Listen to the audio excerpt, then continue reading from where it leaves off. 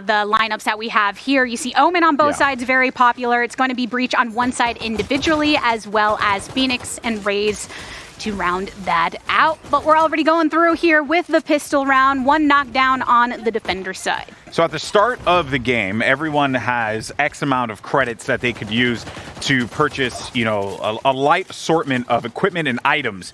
That is why you're seeing players start the game off with what we would call the pistol round. If you're brand new to Valorant, don't worry, I got you covered. Talked about this game quite a bit in my career. And Valorant is just one of those games that once you get it, it's so easy to understand, because the whole purpose is just taking the spike or the bomb, planting it on a site, and just the other team now needs to find a way, the defense needs to find a way to defuse it. And that's going to be a tall task here for Mitch, but he's able to get the headshot onto Mendo, the overheal too. Or is it actually coming in? No, it is not. So that is quite unfortunate. Going to leave him with just 1 HP in a dream. And that is basically going to do it. A clean round there for the tanks. Stronghold on to the B site, with the goats managing to hold it down, and then you had the single last remaining player in Mitch trying to make something happen, but he knew that he was in just a difficult situation, being locked down in hookah. Everyone knew where he was, everyone knew he was low, so they just had to rain it here. But we're going into round number 2 now, after that victory went over to the attacker side. Now, something you will not see here is a Cypher. And Cypher, I know I said before, is like one of the best agents in the game, and I still believe that. It could very well be what you're comfortable with, but also there have been some recent changes to Cypher that have not necessarily knocked it out of favor, but Cypher's still, like, you know, I think like if you don't necessarily need to have one. That said, it seems like both teams opting not to run with that. The Sova is going to be more important here, though, because what a Sova is able to do, and it's a 1v2 now, Tenz by himself, going to run right into the spike carrier here. That's going to be 1 kill, and the spike. That is dangerous. That is really bad, but this is where the initiator could potentially clutch it up, and it's going to be Tenz instead who gets it with the stinger. And that was, I believe, did they buy up on that round?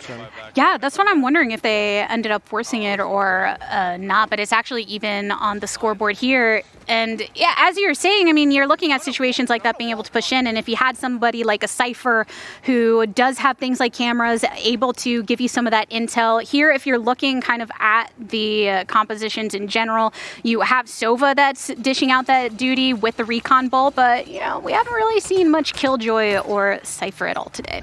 Yeah, because there are some really good options. Like, you need to have an Omen in your lineup because the global smokes as well as the flash paranoia is a very critical part of the kit that you want to take advantage of. I like the Sage pick only to give you the off angles, which isn't the worst idea. So that could play off. But Sage has seen some updates recently that have minimized the strength of her ice wall, this wall that you see in front of Shinobi right now, where the wall comes down a lot faster than it used to. Yeah, and so especially if you have multiple stacked there, it can be very difficult to push across. And with that, the attackers are actually focusing onto the A site. Modigga manages to find one before they push in, and a good follow-up from Subroza, but that's where the teleporters come in, baby. The spike has already been rotated over to the B site, where there's a single defender, and Envy King manages to get someone from the rotation, and that was Tenz, a huge player for their team, but Shinobi cleans it up here, and Hookah, can he get the double? He does. Wow, nasty play there from Shinobi, the jump shot with the stinger. You know, contrary to popular belief, I mean, yeah, you're not going to necessarily do that all the time, but if you wanted to jump up with that stinger, you could do some damage. And you hear some of the comms from our competitors, and just the money right now is a little bit all over the place, and I think we are going to get a save round from Mendo and his squad. And I think we got to get those. No, we actually have to get the graphics flipped at the top. Tanks are the C9 roster, and Goats is going to be Mendo's team. And with this being 2-1 on the scoreboard, the tank side, which is over on the defenders, they did not have enough for all complete full buys, but did still decide to purchase that firepower. The showstopper is attempting to make a play. Sinatraa, not sure where the angles are come from. That should be a nice clean shot onto Vice. There are additional defenders ready to hold on to the B site. Shinobi gonna get caught out by the Hunter's Fury and forced to move out of the cubby and onto the site. And the advantage there was that the Sage hiding in the corner could just move around and get back to a safe area. But unfortunately, with the way that Mendo's playing here, I mean, this team, they've charged onto the site. They know exactly where this last player is going to be located. A headshot there with the burst of the Stinger, it's just one of those weapons that when you have it in your hand, you can do some decent damage. Interesting. Even with the 2v1, they didn't want to take the risk of Reyna eventually pushing in on them for some kind of cheeky play, so decide instead to rotate the spike over, knowing that using hookah and that it would take time for it to be able to rotate. So it's Mitch that is here looking for the clutch situation. I like the Bulldog here. I like the Bulldog. Bulldog versus the Spectre, I'll take the Bulldog every time. Yeah. I do like the Spectre. You're definitely wanting to get a bit closer if you're looking for that engage. And Mitch was a bit too close against the Stinger. Yeah, against the Stinger at that range, the effective range of that weapon, it's so good that there really just isn't much of an option for you, right? The Stinger in a 1v1 like that, clean every time. That's why you're always going to be trying to go for more forward positioning there and use the extremely fast fire rate. But this is what we saw, right? You just end up displacing. Mendo did a great job of using the Hunter's Fury, and as you said, sure, maybe there could have been a way for Shinobi to find some safety, but they pushed up aggressively. Because of the purchases made by the tank side going into that last round, they still don't quite have full. Some of the armor not quite here. What a nice dart. Yeah, that's a great way to catch out this push over on the outside of hookah, but they have it split currently to try and enter over onto the B site.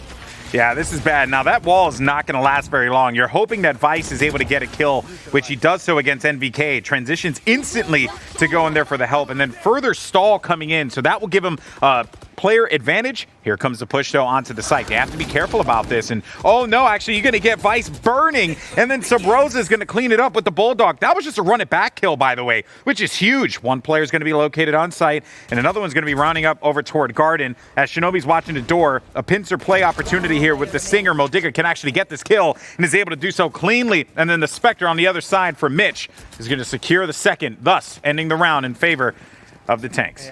And the way that they were able to clear out the hookah side earlier on that aggression, the two remaining players on the attackers pushing up from long, they kind of had to go and try and make that play onto the B site, but the defenders were able to get that pinch.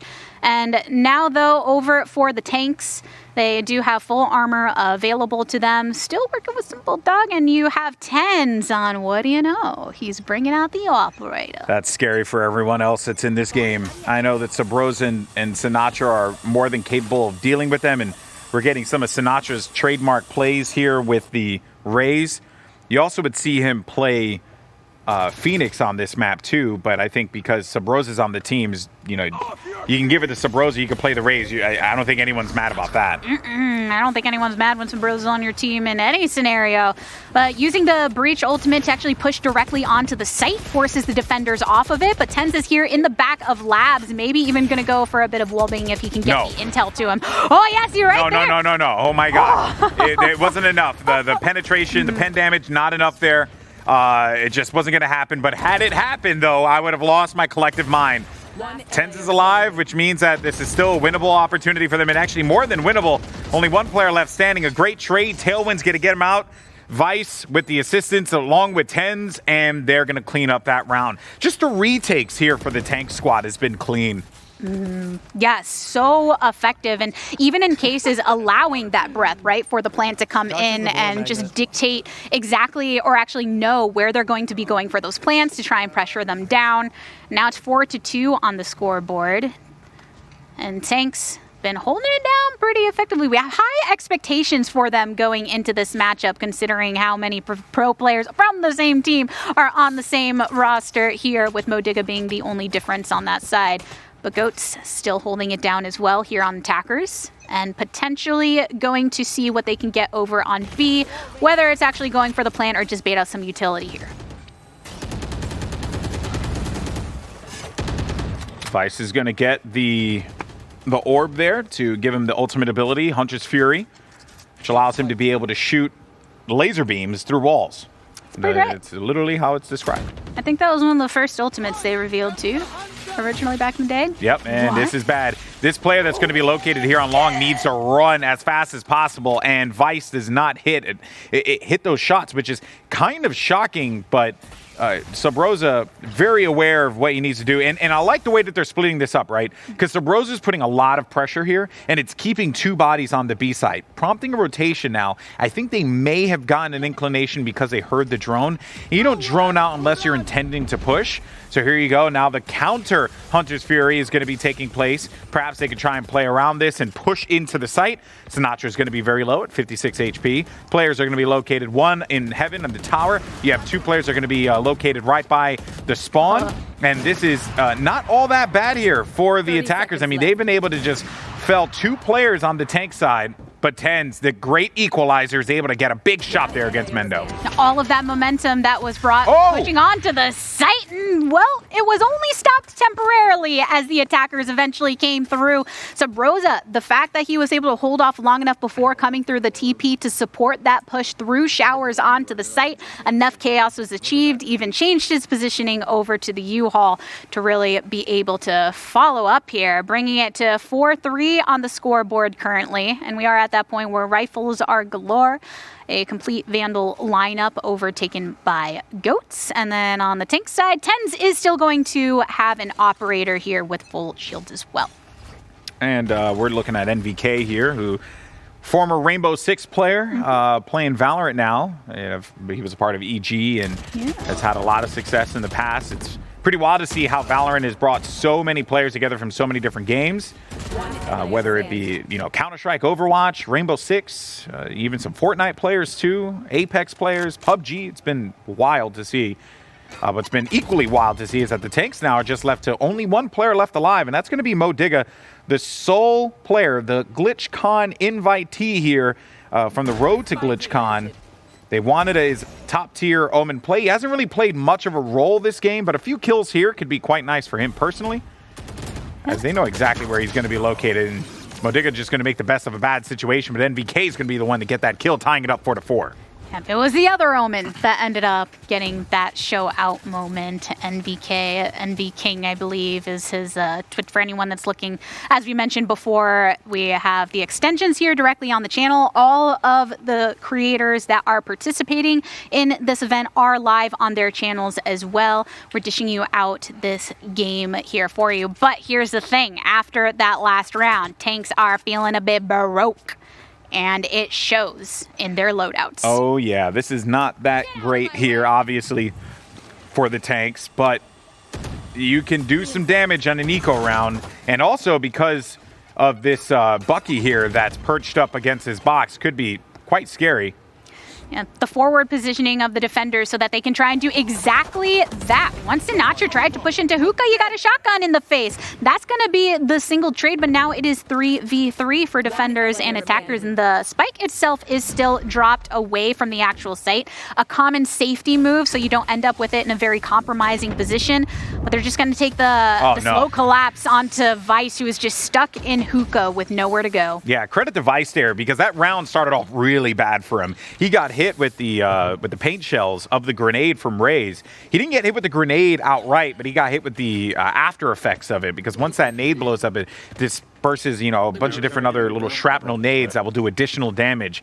And he still held true with that Bucky, was able to get that kill on Grego when he pushed in. So he, again, made the best of a bad situation, but now they're going to be able to pick up some guns here. As far on the other side is concerned, I mean, they're looking pretty solid. I'm sure they're quite satisfied with where they are, and Mendo's been popping off this game. Yeah, and at least, even though that was an eco round for tanks, they managed to get some of the weapons break the bank a little bit, but there's some ultimates here as well. Sinatraa loves leading in with the showstopper. Unfortunately, doesn't get the lane because it's a very mobile jet, but the follow-up from NVK. I was about to just lose my mind. But Tenz, as good as Tenz is, what you didn't anticipate was the teleport to come in here. NVK at 9 HP does still have a paranoia. They know exactly where he is. And the fact that NVK still challenges that fight at 9 HP shows the confidence that he has. That's going to be 6-4 now as we're getting close to the half and when we switch sides. starting to pull ahead over on the attacker's side with goats. And something we talked about, the fact that obviously the C9 squad has so much familiarity playing with one another, but on goats, they are no one to trifle with. NBK, after some outstanding control right there on the Omen, able to be at the top of his board. And then you said it, Mendo has been showing off on the Sova, whether getting the kills or even using his utility just to force people out of very safe situations. All right, so the split here, you're going to get some roaming on the right side on A. Oh, but we're getting early aggression from the Jet. So Tenz, knowing that no matter what, you just have to go and make the play, pushes forward. But Subroza, as that's going on, manages to pick up 2 kills of his own. Shinobi, though, tries to be the equalizer, but it doesn't work out for him as Grego is going to cut him down to size. Now we're sitting at a 3v2. Grego's going to be very low, has a spike, so he's able to get that down, and now this is where the retake has to happen. They know exactly where one of them is going to be located, but what they are not aware, and surely you know it, but you haven't seen it yet, is that Tenz is coming up on the flank. Tenz is alive. Tenz is a problem. Whenever Tenz is alive, yeah, I don't want to be anywhere with that line of sight. If they get 1 kill, they actually can retake this and win the round. Yeah, and that's why he's just taking his time in doing so, because you do not want to give up that resource and basically give the game over. But Tenz, oh my gosh, he just gets 2. He gets 2, and he played off of that rolling thunder. NBK, though, able to get the kill. Now NBK versus Tenz, and Tenz does not manage to pick it up. Oh, wait. Yeah, wait. No, he got the defuse. Oh, he got the defuse. Finished it. It must have been that close, because I was looking at that bar as it was trying to fill. I figured he would have been able to get it because MVK was taking a while to wrap that corner. So when I saw the kill happen, I was like, wait a minute, no. Luckily, the game confirmed it. He gets the defuse. Pros don't fake.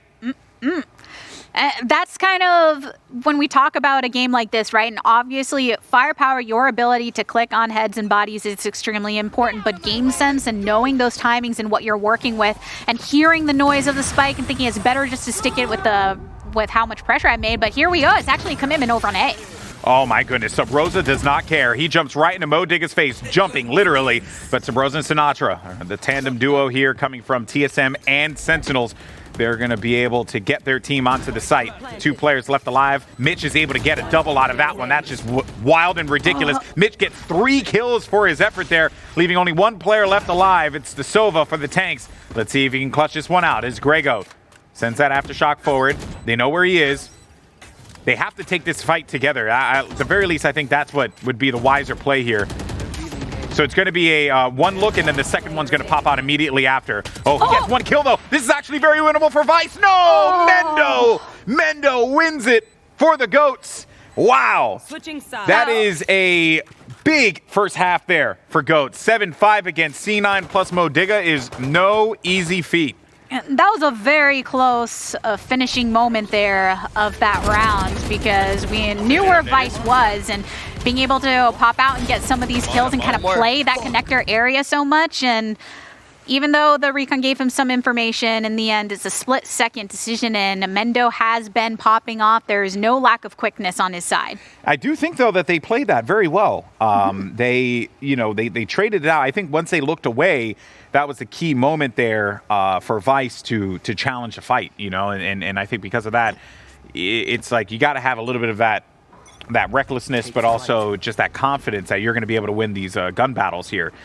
Now, though, as we switch sides, so in Valorant, at the end of 12 rounds of play, we swap sides, so the attackers now will have an opportunity to defend, and vice versa. So that will be Grego and company as they'll get first blood, taking out Mitch at the start. That means we are also back on a pistol round, so these do tend to get some pretty quick frags right off the start of the round. It was only 1 in this case. Look at the flank. Oh, boy. If he gets 2 kills here. Oh, no, he doesn't. Mendo's too smart. Rushed he reacted out. that one perfectly. Had Tenz wielded a ghost there, I probably would have given it to Tenz. But Mendo, he's been just on fire. Another headshot there against Shinobi. Spike is not down yet. The tanks need to make a play happen. Grego charges with the right click of the classic. It's a 3-burst shot. Looking for 1 more. He knows that he's going to be located outside or toward that CT side. But just as I say it, it's Grego again. 3 kills for Grego. locks that round in 8-5. Triple. One of the players that was picked up from our road to GlitchCon, and I believe Breach Play was one of the reasons he was picked up for this squad, being a strong agent, something that he brought out through that tournament format. Yeah, Grego has been competing in a variety of different FPS games for a super long time. I've had the pleasure of casting him across so many games, and he's always been impressive.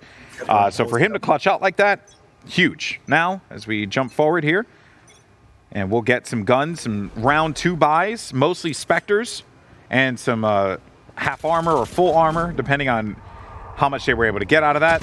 Traditional Paranoia is going to put some pressure into the hookah area, but they did not check their corners, and instead it's going to be Sinatraa who's able to get a few kills for his effort. Vice, though, stops 2 players right in front of him. They're going to be very low, though, Vice. He's at 11 HP, so he's going to be relying on Tenz to clutch. A very quick plant, but the pinch can be possible. Somebody on long in hookah and from connector, and following off on the blind as well. And VK manages to pick one up, and that's the elimination of the entire attacker side and the defuse to come, which is going to put this over onto the side of Goats. But when you look at the loadouts beforehand, the second round of a half, if you did go and decide to buy off of the victory from the pistol round, it is typical for you to pick up that next one as well. Yeah, the math is certainly on your side because what you're trying to do is save up money for this round right here, the third round buy, because your opponents typically won't be trading out the weapons that they invested in to get stronger rifles. Instead, they're going to hold on to their SMGs. Unless some players, as you're seeing Subroza and Grego, they're going to swap out their guns for Phantoms. On the other side, though, everyone's going to have a long gun of their choice, and this is where I think this tank squad, they're hoping to be able to mount this comeback because it's kind of running away from them here, Tigris. And you can get some very momentum-based string together some of the round wins, but a lot of it does come off of first getting your economy into a place, and now with the firepower can try and make something happen. You can see there's not a lot of intel being given, though, on the attacker side, as they've decided to go slowly, not commit to any of the sites directly, and pull out some of the utility from the defenders who are just trying to gather intel at this point. Yeah, they've gathered a bunch of intel. They know that the pressure's not going to be coming toward B because the Phoenix checked so much of that. There goes a Paranoia, but Mitch is going to get that kill onto Mendo, who was holding the L box. Now they'll take the site here on A. Spike is down, 2v4. Can they retake with just 2 bodies left? Watch out for the flank, though. And this is not looking good at all, Tigris. Subroza is doing everything he can to clutch out a round win. And it is possible because you have 2 players that are very, very low.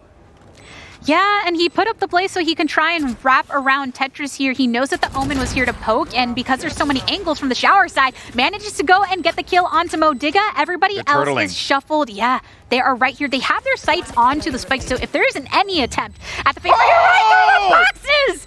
Subroza! Based in every way. The Phoenix play is not anything you should ever underestimate. Taking his time and taking the kills. I said before it was a very winnable round, and the reason why was because you had 2 weakened players. Yes, the Sage was able to heal, but the Sage had no options. They went to the cubby with 0 choices because the Jet was already going to be so weak. So look, the first shot through the box, and then the correction there onto Shinobi. What a beast Subroza is. Blasted him, and that is that in-game sense that you're talking about. He used his utility to be able to wrap around in an effective way. He ended up isolating modigga to get that kill, and it was only the 2 holding the same position, and he punished it. And where the spike is placed can usually tell you where your opponents are going to be prioritizing their holds. So I think he just had all the confidence in the world to do that. But Grego, he pushes this with all the confidence. Shinobi, though, is going to stop him in his tracks, but that makes it into a 4v2. The tanks have that advantage, and they need this round desperately because they've lost a few back-to-back. They cannot afford this. 13 is the winning number, and Goats are 3 away, but they are outnumbered as well, as tanks currently still stand with 3. That's the last hit onto Sinatraa, who is holding over onto the site, but that's going to bring things back a bit. 6-10. A 4-round differential isn't that bad if you can manage to string them together, and the first half did end 5-7, but we've had a pretty good run over on the Goat side. Yeah, so I want to, if we get a chance to see the economy again. So yeah, despite the success that they've been having, it's been costing them a lot of money. And for that reason, you're not going to see these healthy buys for goats, even though they're up 10-6, which is good news for C9 and modigga. They'll be able to benefit off of this. Yeah, another slow decision by Tenz, and are actually going through with the owl drone to see who's holding on into hookah. They do have intel, obviously, that someone is in there. But now Mendo's going to try and circle around. There's the Hunter's Fury. They end up just going for the aggression right directly through so they can bring the spike around towards long. What a smart play to use that Hunter's Fury in the back, like toward the spawn area, and then you just pushed up toward B long. That way, they're going to be so focused on what's going on in that direction that you're just able to sweep right in and get a few kills for your effort. MBK, though, is going to be very low, 61 HP, and will be sweeped up there. Sinatraa trying to turn this into a winnable situation, but geez, it's going to be so difficult when you have Leers and all sorts of guns pointed right at you, thus giving the tanks an opportunity to try and mount a comeback in this game. Yep. Smokes over onto hookah, smokes on elbow. It left Sinatraa with very little information on where exactly the push would be coming from. He even just used some utility of his own. So hard stuff to be in, but it's 7-10 now as Tenz has been able to pull through 2 rounds back-to-back. But on the side of goats, they're going to finally be back on those rifles. Even the earlier kills within this half we saw were after, I believe, Subroza, and then at least 2 other players were holding on to SMGs. But that's going to be 1-for-1 trade right at the top. A very aggressive start on a short opens up an opportunity here for the tanks now because they can bring back their teammate due to Sage's ultimate ability, which is Resurrection, and they'll have a strong numbers advantage. Subroza is actually going to stop them from pushing forward here with the run it back. He saw all of them located on this site, but here's the deal. On this map, on Bind, you can just teleport and go straight to the other side of the map, and I think that now this is going to put so much attention on Sinatraa. He has a lot of work to do. Is able to get 1 kill, looking for another one here against Tenz. Can he secure it, though? Tenz is going to exchange some shots, but Sinatraa is going to go down at the hands of Tenz. And now we have 2 players left alive for goats. As Tenz is going to send even more shots through that dark cover, and that is basically going to be the round. And they're coming back, La Tigris, 8-10. They are, and I think kind of slowing things down a bit and then waiting until they can get those trades at the start of the round and then rotating. We've talked about the portals and how those can be effective for the quick rotations, but the map itself is fairly congested. So even though not everybody traveled through that way, you can still send some through the connecting area outside of short, so you don't have that long of a transition for your attackers to get to the site you want to plant. And now goats, on the other hand, they're back in a very poor situation, poor in their pockets. Yeah, they got no cash to be able to purchase strong weaponry to deal with this train of success that the tanks have been able to put together here.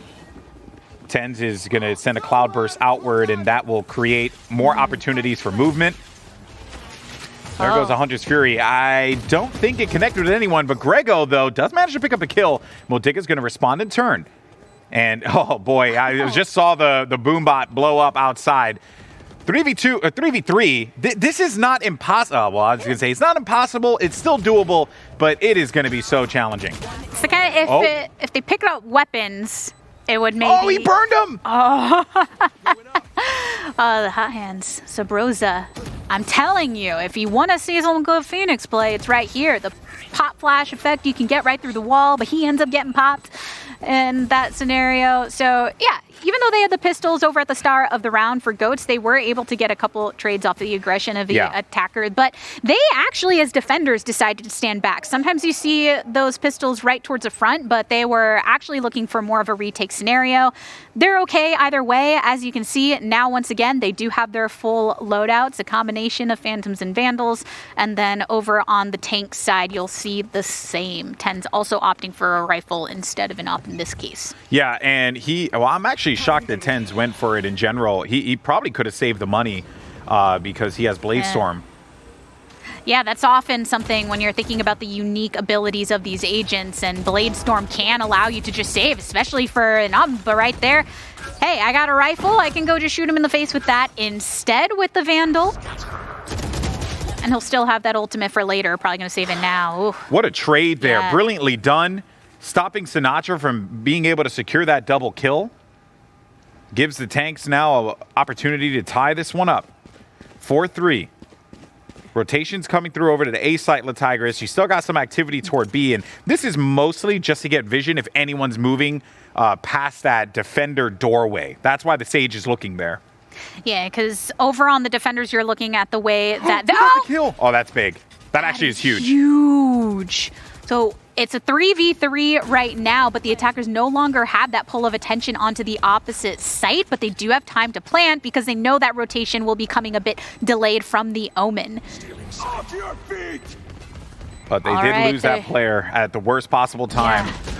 And did they use Rolling Thunder? I think they did use Rolling. And so they got no value off of that as well, the Tigris. This is looking like we could see a tied game here. NVK, try as you might. But the inevitable is that C9 will fight their way back into this game.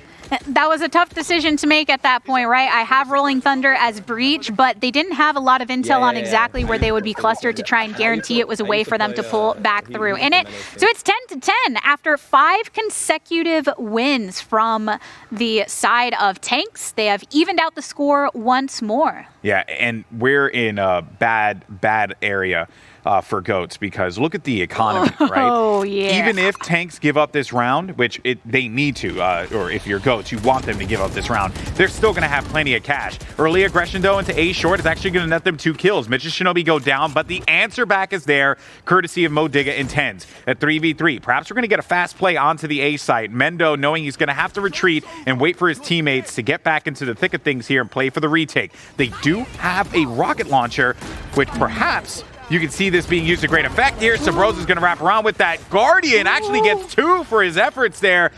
And that is it. So a desperate round for the GOATs, Tigris. They needed this. They got it.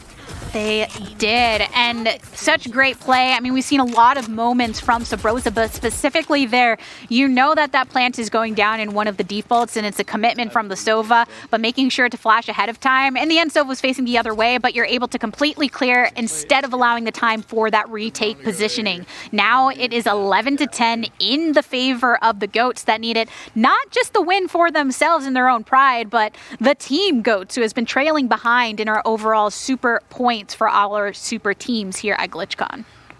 Going to this next round of play, you're going to get a pretty standard push here. 2 players putting attention on B short, 1 looking down B long.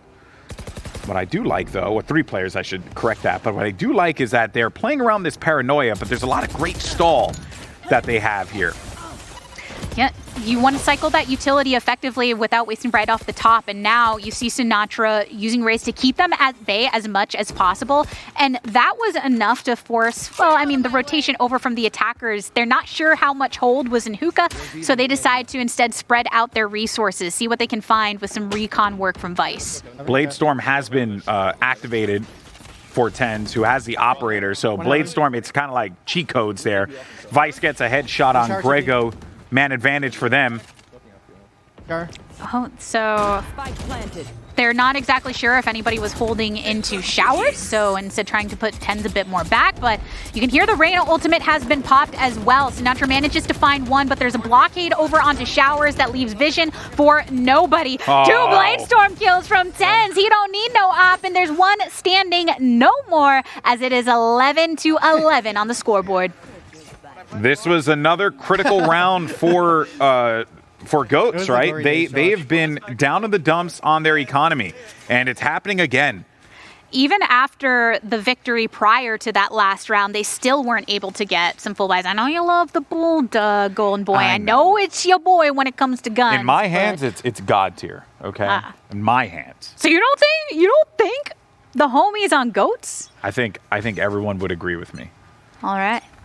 It's okay. Me and Sinatraa, we're cool. We're friends. Yeah, we go back. Next GlitchCon, you're going to be on the squad. Show them how it's done. That's right. I'm just looking for my opportunity.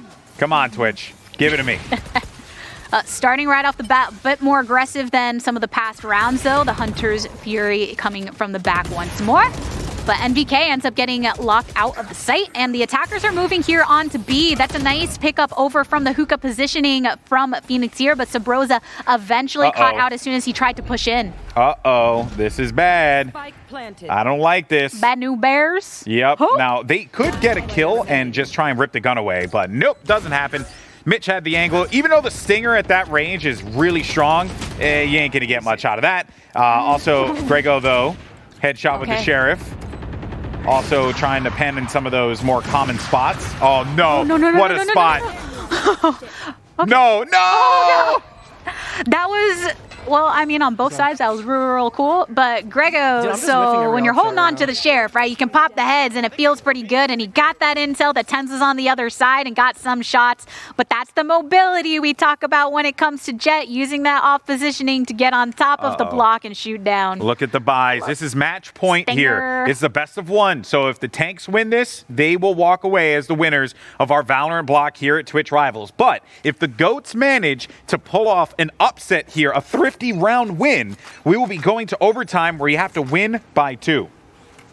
It's all on the line right now. Tanks still on the attacking side have the win within their breadth, and it's going to be another positioning around B. They've actually got the 2-2 split right now on short and long, but there's no pressure to commit if anybody gets picked off. I don't like the modigga use that paranoia there, but it was just a, just a little bit of a flash to hold them back. There goes a paranoia in turn. Try and respond, but I think we're going to get a flood here on A site. Tenz is going to be leading the charge. Yep. This should be clean kills here, Latigris. I think that we're seeing the tanks get the win. Oh, yeah, that was another one cleared off, fully capitalizing upon taking down the initial defender and 2 more to boot. This is, wait a minute, Subroza trying to turn the tides in his favor here. He'll get himself a Vandal to run it back. This is doable. He's going to force his way through. Gets a kill, run it back. That's massive.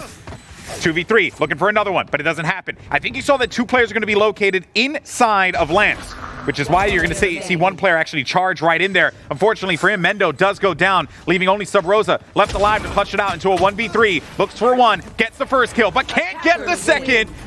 And there it is, folks. The tanks walk away as your winners here for the Valorant block, but don't go anywhere. We're going to break down all this and more right